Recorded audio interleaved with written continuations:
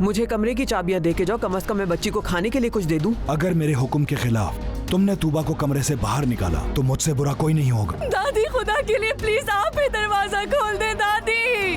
अगर उन्होंने हमारे मामले में भी ऐसा किया तो जुनैद मैं तुम्हारे बगैर कैसे रहूंगी।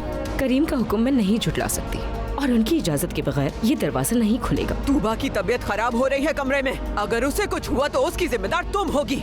जिससे मोहब्बत करता हूँ उसको मुश्किल में डाल चुका हूँ। किस किस्म का इंसान हूँ मैं। नसरीन का सौतेला भाई तूबा का रिश्ता मांगने आया था। क्या तूबा इस बारे में पहले से कुछ जानती थी? शायद करीम भाई का ज़हनी तवाज़ुन खराब हो गया है, वो ऐसा कैसे कर सकते हैं। तुम मेरे घर में क्या करेगी? तुम्हारी हिम्मत कैसे हुई? हाँ नसरीन, चाबी दो, मुझे अपनी बेटी से मिलना है। मैं तुम्हें कोई चाबी नहीं देने वाली। अगर तुमने मुझे चाबी नहीं दी तो मैं तुम्हारी और उस करीम की लाशें इस घर में गिरा दूंगी। छोड़ो मुझे। देखिए ड्रामा सीरियल इश्क एक गुनाह रोजाना रात 7 बजे सिर्फ ऑन टीवी पर।